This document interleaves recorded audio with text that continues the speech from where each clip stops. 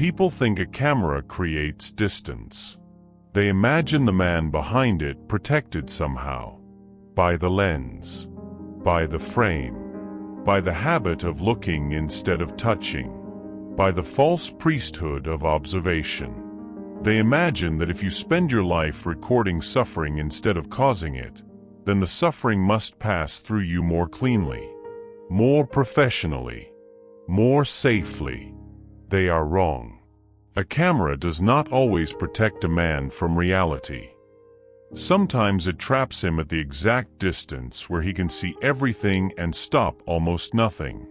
Sometimes it teaches him how to stand one step away from horror and call that step necessary. Sometimes it rewards him for pressing the shutter at the moment another human being most needs a hand. Sometimes it hands him a photograph the world will later praise as truth, while the man who took it spends the next 40 years wondering whether truth was the only thing he owed the person inside the frame. That is the kind of photographer I became. Not at first. At first I thought I was documenting history. That is the phrase young men use when they are still in love with the clean architecture of purpose. Documenting history. As if history were waiting politely for proper lighting. As if war cared whether it had been seen correctly. As if a camera could witness pain without participating in its afterlife. I believed in photographs before I understood what they can steal. Not the obvious things. Privacy. Mystery. The accidental little dignities people keep for themselves when no lens is present. No. I mean something worse. A photograph can steal a man out of sequence. It can trap him forever in the worst 3 seconds of his life and call that memory. It can replace his whole existence with one image his mother hates and strangers admire. It can make a photographer famous for standing exactly still at the moment he now wishes, every night, that he had moved. That is why I am speaking now. Because I am old. Because I have seen my own work on museum walls and wanted to apologize to the dead for the frame. Because there was one picture, one damned picture, that gave me everything a young war photographer thinks he wants. Importance, recognition, the sick thrill of being told you have captured the truth of a conflict in a single image. And because 30 seconds after I captured it, the boy in that photograph was still alive. That is the wound. Not the publication. Not the praise. Not the money, though there was some. Not even the fame, though enough of it came to contaminate later years. The wound is that he was still alive. And I lowered the camera too late. Or maybe I lowered it at the right time and acted too slowly after. Or maybe I could never have saved him at all. Or maybe those are the sentences cowards build after the fact to stop the mind from tearing itself apart. I have lived long enough to distrust every version equally. So let me begin before the picture. Before the shutter. Before the frame made me useful to the world and suspicious to myself. Before I learned that witnessing and abandoning can stand so near one another that only old age dares tell the difference honestly. Let me begin when the camera still felt like a way of loving reality. I was not born a scavenger of suffering. Though that is what I sometimes became. I was born to light. That is the truest sentence I know about my beginning. Not sunlight alone, though there was plenty of that in the town where I grew up. Not holy light either, though churches would later borrow my language often enough and call it revelation when they wanted the right kind of seriousness. I mean photographic light. The first human miracle I trusted. The way a face changes depending on time of day. How windows make saints of tired women in kitchens. How dust becomes visible only when enough brightness enters the room at the correct angle. How truth itself appears to gather more willingly in some conditions than others. My father sold hardware. My mother played piano badly, but with enough confidence to make badness charming. Neither of them had any business producing a son obsessed with apertures and contrast and the sacred violence of freezing time. And yet there I was. I photographed stupid things first. Shoes on steps. My sister squinting in wind. A dog refusing to hold still. Rainwater in tire ruts. Workers in shirt sleeves smoking outside the feed store at dusk. The old men at the rail yard who looked, even then, as if history had already happened to them once and might do so again if asked. That is what the camera taught me before anything else. That the ordinary is never ordinary once it is gone. By the time I was 20, I no longer believed photography was merely a hobby or trade. It felt closer to evidence, to devotion, to the preservation of things too easily lost by the naked eye. A mother's hand on a child's collar. The angle of fatigue in a factory worker after second shift. A wedding held in borrowed clothes but real joy. Grief on a porch. Pride in a field. The thousand fleeting arrangements by which human beings prove they were here. I wanted to capture that. Not celebrity. Not spectacle. Not glamour. Presence. That was the word I would have used then if I had been old enough to know the names of my own appetites. Presence. A camera, to me, was not theft. It was resistance against disappearance. Then came war, and all the words stayed the same while their moral meanings shifted under my feet. The first years of the conflict turned many photographers into patriots almost by accident. Newsreels, newspapers, posters, the huge visual hunger of nations trying to make sense of events too large for speech alone. Images matter in war because war is greedy. It wants not only territory and bodies and infrastructure. It wants narrative. Who suffered? Who endured? Who was brave? Who was monstrous? Who deserved sympathy? Who deserved hatred? A camera becomes a weapon in such times whether the man holding it admits that or not. At first I believed that was still noble enough. Show the truth. Expose the cost. Make distance impossible. Bring home the reality before propaganda smooths it into posters and speeches. I told myself all of that. And much of it was true. The problem is, a true reason for entering war does not protect a man from what war later makes of his skill. I was attached first to local coverage, then regional, then, because editors are opportunists and war rewards opportunists with urgency, I found myself moving closer to the front than my mother had any right to forgive. She wrote asking why men with cameras needed to be where bullets were. I wrote back some inflated sentence about bearing witness for those who could not be there. She sent another letter that said only, "Be careful not to become more interested in the picture than the people in it." At the time I thought that was maternal anxiety speaking without understanding. Years later I would discover she had summarized my entire spiritual collapse in one sentence. War photographers form their own tribe. Not soldiers. Not civilians. Not medics. Not correspondents exactly, though we worked with them often enough. We occupied a strange borderland. Close enough to danger to earn some respect. Far enough from the chain of command to earn some contempt. Useful to newspapers, governments, publics, and posterity. Suspicious to the men actually bleeding because nobody trusts being looked at while suffering unless they have already given up expecting dignity. Some photographers were vain. Some courageous. Some merely ambitious men with fast hands and stronger stomachs than average. Some drank too much. Most eventually did. Many hid fear inside professional language. Good frame. Strong contrast. Remarkable shot. Couldn't get the angle. Too much smoke. Light was wrong. Do you hear what those phrases do? They make chaos manageable. They turn terror into technical problem. They let a man stand near death and discuss exposure time because discussing death directly would make his own hands useless. I learned that language quickly. Too quickly, perhaps. There were others I worked beside often.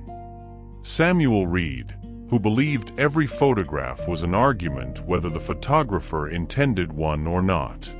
Eli Brenner, who could smell vanity in an editor's note before opening the envelope. A Frenchman named Luc who once told me, in a ditch while shelling moved the air around us like angry weather, that photographers are either failed priests or failed thieves. I asked which he was. He said, "Depends who is looking." War introduces you to people like that. People with enough nerve to work near the edge and enough damage already forming inside them to become philosophical in mud. At first, I made pictures the world could tolerate. Columns of movement. Roads. Men marching. Supply lines. Faces at rest before action. The machinery of conflict still far enough from true catastrophe that an audience eating breakfast could look and feel informed rather than indicted. But war is not content to remain at that distance for long if you keep following it. Soon the assignments shifted. Closer. Hotter. Messier. Bombed streets. Field stations. Evacuations. Children in rubble. Women carrying what remained of domestic life in one suitcase and one arm. Soldiers too tired to maintain expressions fit for morale.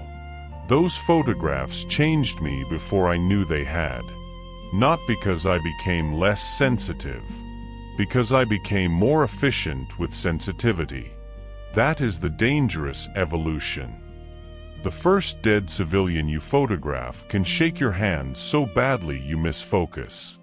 The 50th dead civilian teaches your body to adjust settings while another part of you retreats somewhere safer and more contemptible. I do not say that proudly. Only accurately. A camera teaches compartmentalization better than most schools do. Frame. Focus. Timing. Light. Move. Again. The eye learns to isolate what matters visually. The conscience, if not attended to, begins doing the same morally. You stop seeing a dead child in a street and start seeing composition under ruin. The second phrasing protects the first from destroying your usefulness. It also corrodes you. I knew men who lost themselves to adrenaline first. Chasing impact. Running toward shelling because shelling might produce the image that would distinguish them. The image that editors would notice, the public would remember, history would keep. I told myself I was different. That is another sentence youth should be forbidden to use before age. I told myself I was different. I was serious. Thoughtful. Not one of the vultures. Not one of the men who smelled blood and circulation numbers in the same inhalation. I was there for truth. Truth is a dangerous god. It asks for everything and excuses itself beautifully. As the war worsened, so did the pictures. Or better, depending on your profession. That is one of the corruptions no one admits aloud in journalism. When the world degrades, the work often sharpens. More contrast. More stakes. More human faces under impossible strain. More reality than any decent editor can resist. My reputation improved. That is the ugliest sentence in this story, and I have not yet arrived at the worst of it. But it is true. I got better. or more precise, or more willing. Editors praised my eye, said I had timing, that I could find the human center of chaos, that my pictures made readers feel they were there. There. Always that word, as if being there were morally uncomplicated. I took pride in some of this. I am ashamed of that now only in part. It is not shameful to want to be good at one's craft. What becomes shameful is forgetting to ask what the craft is taking from you while it improves. I wrote to my mother less by then. To everyone less, really. Not because I had become hard in the movie sense. Because war had begun filling the available room inside me, and correspondence requires some untouched chamber from which to write honestly. I was running out of those. The picture came late in the war, after enough devastation that novelty had become impossible, and after enough professional praise that I had begun, without admitting it, to trust my instincts more than was spiritually healthy. It did not happen on a famous battlefield. That part matters. No iconic hill. No celebrated liberation. No glorious turning point textbooks could later pin to diagrams. It happened in a town already wounded past repair. Buildings broken open like stage sets no one had rebuilt because the audience had died. Streets carrying dust and fragments and the low-grade smoke that seems to belong to war's middle years more than its beginnings or ends. The kind of place where people no longer run when shelling starts because endurance has turned movement into a luxury. I was there because a correspondent had heard there were survivors still trapped in one quarter, and the editors wanted civilian evidence. Civilian evidence. Look at the phrase closely enough, and you can already see the rot. We moved in with medics and soldiers and all the other terrible hybrid professions war creates out of necessity. The air had that smell I still distrust most of all. Plaster, smoke, cordite, wet stone, and the faint sweet corruption of things that should not be warm any longer. The street in question was partially collapsed. A wall down. An upper floor opened. A wagon overturned. Someone calling from farther off for a doctor. The whole scene already beyond the threshold where words like tragic become decorative. I was working. That is the truth. Checking angle. Assessing light through smoke. Watching movement. When you have done this too long, the eye acquires a terrible speed. It spots line, form, human focal point, emotional geometry before the heart fully arrives. That day the eye arrived first. A boy. Though not a child exactly. Perhaps 16. 17 at most. Old enough for fear to know itself. Young enough that his face still belonged partly to the earlier country where boys are worried over by mothers for climbing trees too high, not for bleeding in the street under broken masonry. He was half-pinned beneath debris. One arm free. Face turned upward. Dust in the eyelashes. Blood at the side. Alive. That last fact is the hinge on which my whole life later swung. Alive. Near him an older woman, mother, aunt, stranger who can say now, was reaching toward him but blocked by shattered timber and fallen stone. Behind them, the broken facade of the building opened the scene like a wound. It was all there at once. Human desperation. Scale of destruction. A face young enough to indict the century. A line between witness and intervention drawn so thin no decent man should trust himself around it. And my hand did what it had been trained to do before my conscience fully caught up. It raised the camera. I framed. God help me, I framed. The woman reaching. The boy trapped. The wall behind.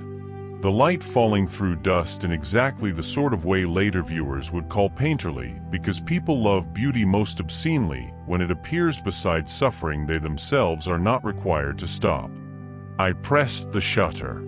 Once. Then again. Then closer. Not many times. Not a barrage. But enough. Enough to make it impossible later to claim reflex alone. The boy looked toward me. That is the detail I cannot survive cleanly. Not at the camera. At me. There is a difference. He saw a man. Not a publication. Not history. Not witness. A man. And in that look there was no accusation yet. Only terror and some final absurd hope that an adult arriving means help. I lowered the camera. Too slow already. Perhaps. I shouted for assistance. Moved toward the debris. Another soldier came. Then a medic. Then someone else. We tried. There. That is the sentence all photographers tell themselves after the famous shot. We tried. Sometimes it is true. Sometimes it is not. Sometimes it becomes both. We moved stone, timber, plaster, pieces of someone's former ceiling, someone's former domestic life. The woman was crying now openly. The boy was conscious, then less so. The medic was speaking rapidly. Blood loss worse than first glance suggested. Crush injury. Need leverage. Need space. Need time. Time. Always that. We did free him. This is what makes the story unlivable in neat moral terms. We did free him. He was still alive when we got him clear. Still alive when the stretcher came. Still alive when they lifted him. He looked at me once more while they moved him. Or I have dreamed that so often the dream has fused with fact.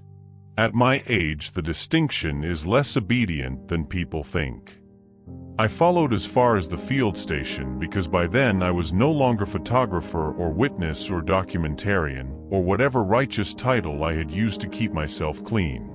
I was implicated. He died before evening.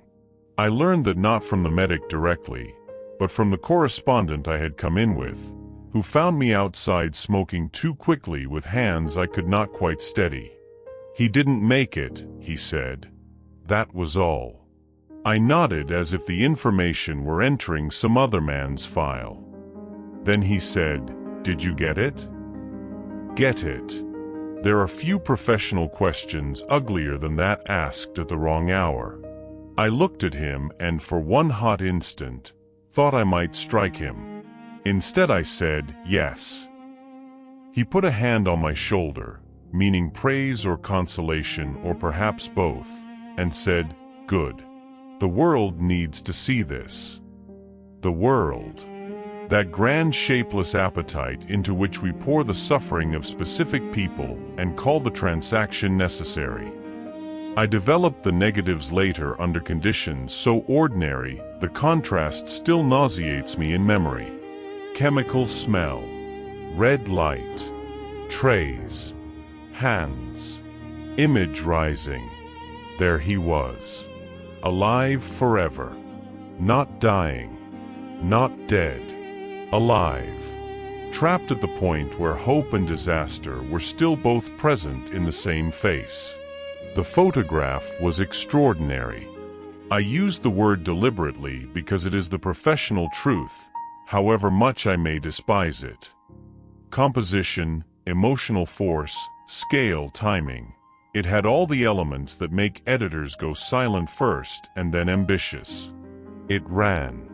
Prominently. Then reran. Then circulated farther than I had expected. Then farther still. People wrote about its honesty, its power, its restraint, its humanity, its ability to capture the civilian cost of war in one indelible frame. Indelible. Yes, that part was true. My name began appearing where previously only my work had. Editors called.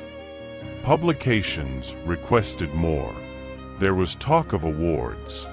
A magazine profile. À lecture invitation latée. Letters from strangers saying the photograph had changed how they understood the war.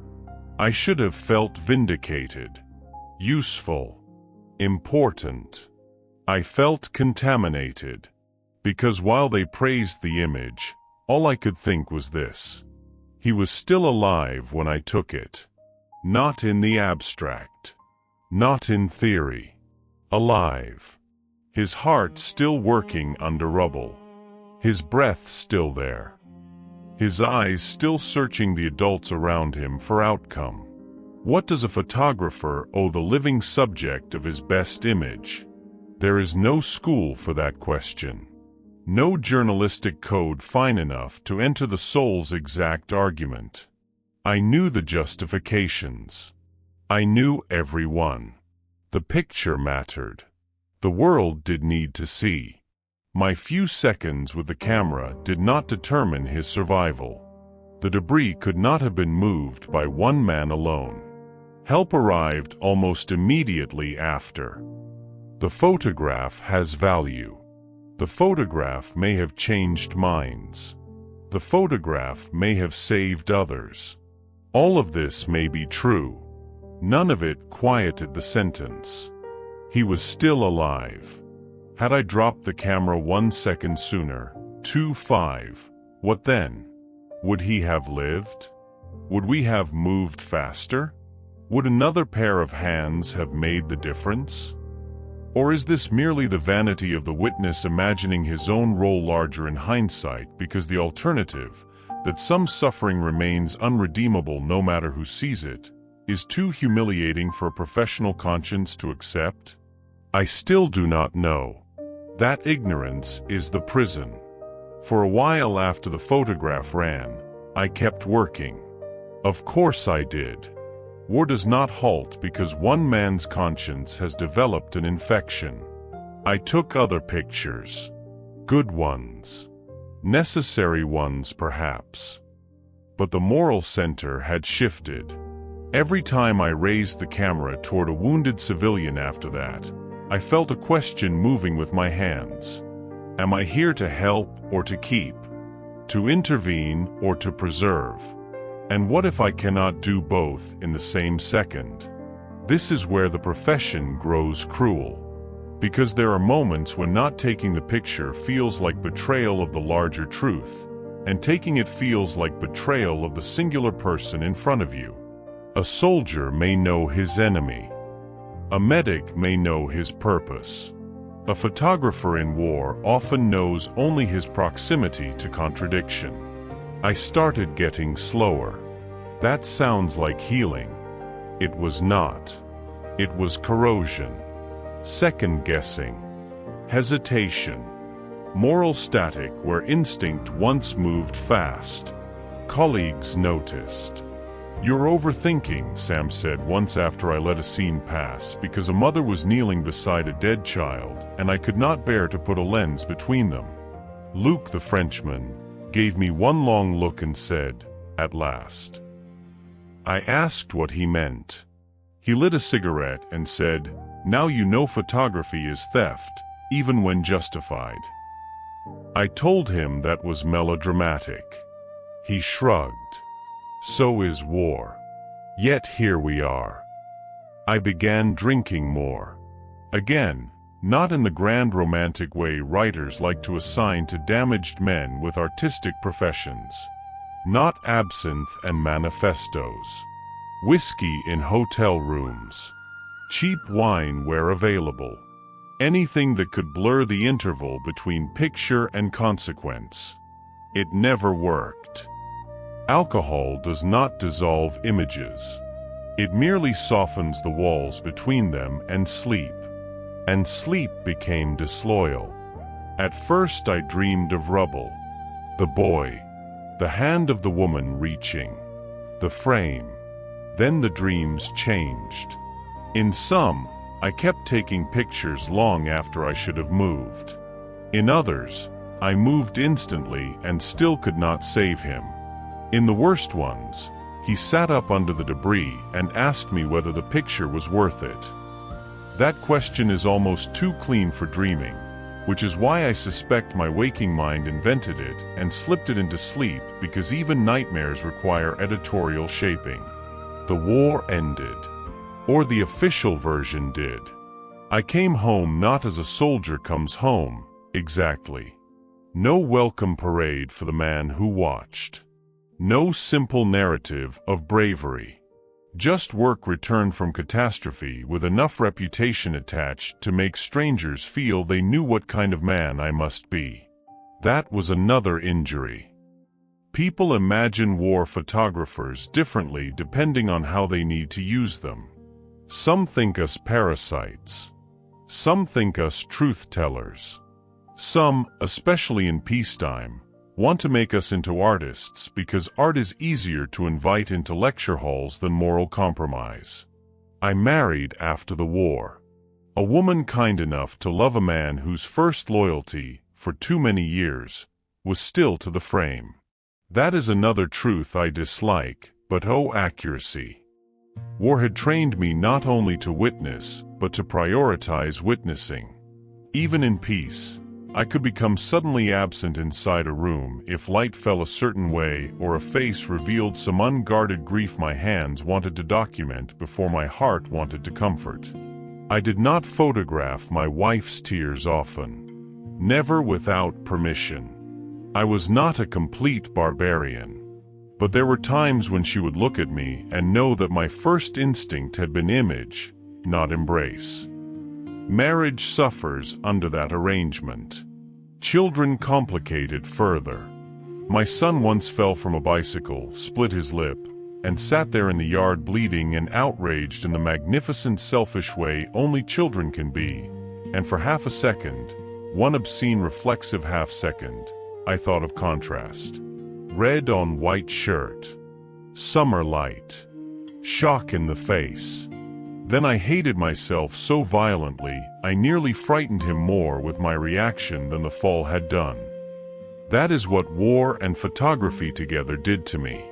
They rewired the first glance. Not permanently, perhaps, but enough to know the damage was real. I stopped taking certain assignments after a while. Not all. I told editors I was tired of conflict zones, wanted long-form work, domestic documentary, recovery, rebuilding, the human return after destruction. That was partially true. The deeper truth was that I no longer trusted myself cleanly at the moment where witness and intervention diverged. Awards came anyway. The photograph kept circulating. Exhibitions. Essays. Students asking about composition. Editors asking how I found the courage to take such images.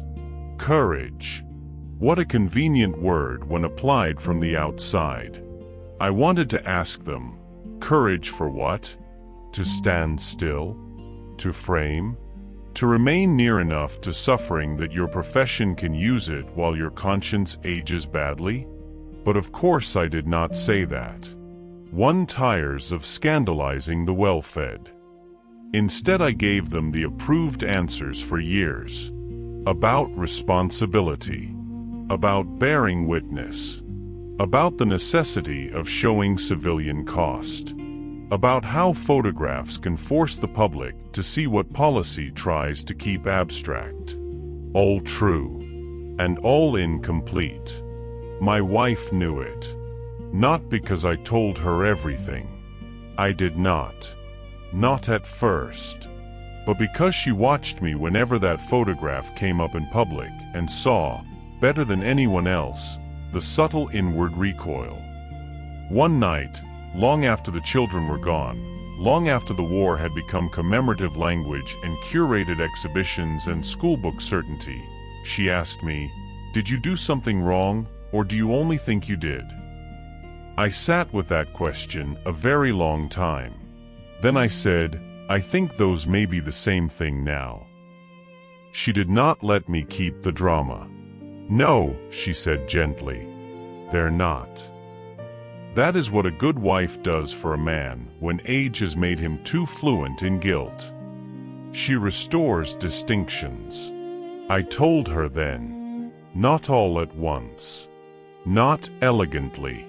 The rubble, the frame, the boy, the fact that he was alive, the fact that the picture ran before I knew he had died, the fact that my entire career had tilted afterward and I had never once stood before the image without seeing the seconds immediately after it, which no museum wall would ever show. When I was done, she asked, "Could you have saved him?" I said, "I don't know." She nodded. That's not the same as yes. There was mercy in that. There was also no release. Because uncertainty is a slower jailer than guilt, but just as committed. I began this recording because of a museum wall. Again, how ordinary the detonations of old age are. I was invited to a retrospective. A ridiculous word. As if a life could be arranged on white walls and lit properly and become morally instructive. Students, critics, younger photographers, patrons, wine, soft voices. Catalog essays full of the sort of serious prose people use when trying to make pain look worthwhile.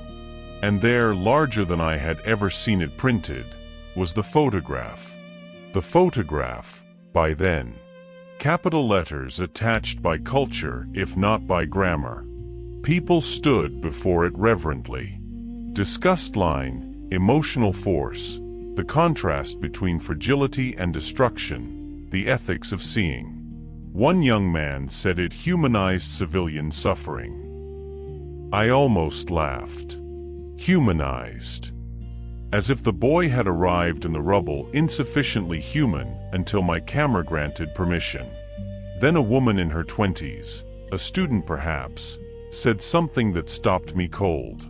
She said, "It's amazing that he captured the exact instant before hope disappears." Before hope disappears. Yes. That was finally honest. Because what no caption had ever explained was that hope had not yet disappeared when I took it. It was still present. In the eyes. In the reach of the woman. In the fact of life not yet fully surrendered. That was what I had taken. Not just suffering. Hope under pressure. And I suddenly understood, standing there with a glass in my hand and age in my knees and reputation hanging around me like a borrowed coat, that if I died without saying the rest, then the world would keep admiring the photograph and never know the accusation embedded inside its beauty. So I bought the recorder. And now I am here. An old man in a room with no gallery lighting, trying to speak the truth without choosing either vanity or self-condemnation as the only available genre. I took the picture. Yes. It mattered. Yes. It changed people. Perhaps. It may even have saved lives by forcing some public to see what policy had made bearable at distance. I will grant it that possibility. I have to. But he was still alive. That sentence remains. No achievement dislodges it. No exhibition. No pras. No historical argument. He was still alive. I do not know his full name. That is another disgrace. We looked afterward. Records failed. The town had too many dead, too much confusion, too little surviving paper. An older woman said something that may have been his name or relation. It did not hold.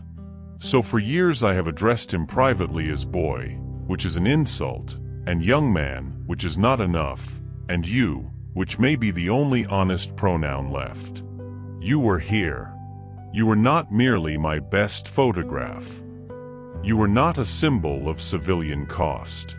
You were not the trapped youth in Ruined Quarter, 1944, or whatever some editor finally settled on when captions needed professionalism. You were alive. Dust on your lashes. Blood at your side. Hope not yet fully gone. And for several seconds, because the world had trained my hands and rewarded my eye, I chose the frame before the rubble. I cannot undo that. I can only refuse to let the frame be the final authority over who you were. If you are listening to this and you have never held a camera in a place of catastrophe, understand something. Witness is not innocence. To see and record may be necessary. It may even be noble sometimes. But necessity does not erase contamination. The witness takes something, even when the witness also gives the world truth. And if you are listening because you think journalism, documentary, war photography, or any profession built around other people's visible suffering can be practiced without spiritual cost, then learn from an old man's honesty. It can be practiced. Brilliantly, even. It can inform, awaken, preserve, condemn, move nations, and still leave the practitioner kneeling in private over one image, wondering whether he arrived as historian when another human being needed only a pair of hands. I was that man. Not evil. Not noble enough to cancel the doubt either. Useful. Skilled. Praised. Tired. Divided. A husband. A father. A photographer. A witness who no longer trusted witnessing to absolve him. That may be the truest version. Before war, a photographer believes the camera preserves life from disappearance. During war, he learns the camera can also feed on suffering and call itself necessary while he stands near enough to save someone, or not save them, and never know which truth will own him longer. After war, if he survives, he spends years discovering whether every important image contains a private crime no audience can see. Sometimes it feels that way. Sometimes the best a man can do is speak the rest of the caption before time closes his mouth too. So let this stand as the rest. The picture was taken. The boy was alive. We tried to free him. He died before evening. The image traveled farther than his name. And the man who made it lost, in that same instant, the clean belief that art and witness can stand untouched by moral compromise. That is the truth. Not because it is flattering. Not because it is complete. Because it is the nearest I can bring to accuracy without lying in either direction. I did not become only a thief. The camera still preserved things worth preserving. Families. Recoveries. Ruins rebuilt. Children laughing in cities that had every right to stay silent longer. My wife's hands in late afternoon light. My son holding his own daughter years later in a kitchen warm enough to make the whole century seem less unforgivable for one breath. Those mattered too. I do not want the worst image to own all the others.